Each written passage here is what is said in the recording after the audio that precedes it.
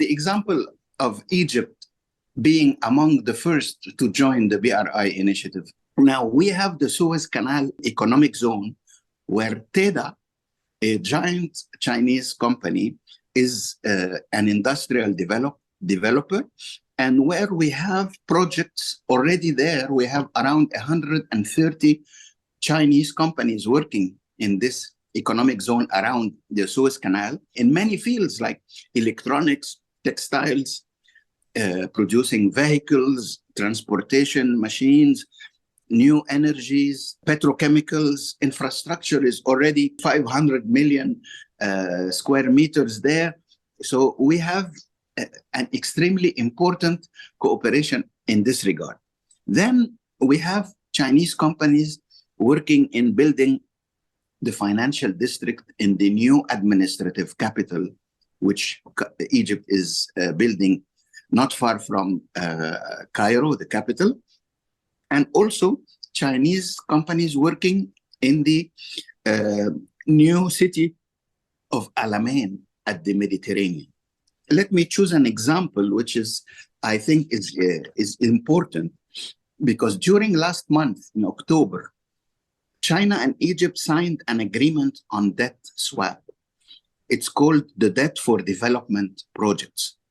It is an innovative cooperation model to use part of the debt funds to conduct small yet smart projects on green economy, public health, technical and vocational training. And once this exercise succeeds, which we all hope, it will be a model of cooperation between China and other developing countries. Well, maybe I can say that the BRI in itself, it's a new form of globalization. Protectionism is not going to lead anywhere. The rules of trade of the World Trade Organization should be allowed to function properly, because trade rules need to be enforced. And since they are agreed among all the parties, we need to enforce them. We need to have the WTO rules in place and intact so that we can have a fair relationship. And no single nation can decide for the rest. It's wrong. It's a wrong strategy. We should all be doing business together and winning together.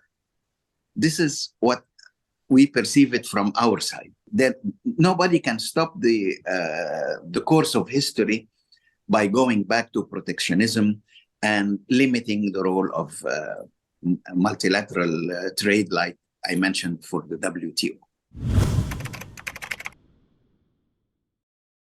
Well, I don't like the expression China threat, because there is no such thing as economic coercion or debt trap or all these terms that we hear from time to time.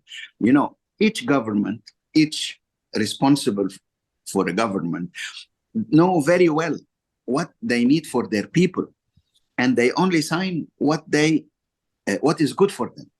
So there is no need to say that this is a trap, because nobody falls into a trap and nobody falls into coercion. On the contrary, China has been helping developing countries to upgrade their infrastructure, their industry, their transportation, especially in Africa.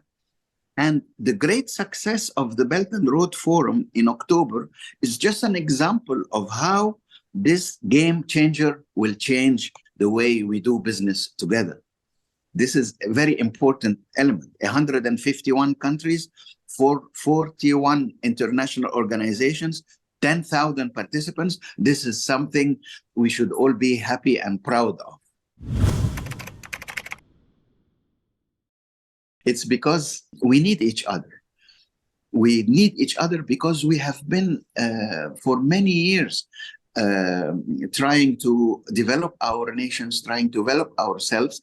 And then in 2013, the great initiative by China was something that showed us the road that we can take together in order to achieve the development that we need. We are a country with 60% of our population of young people under the age of 25.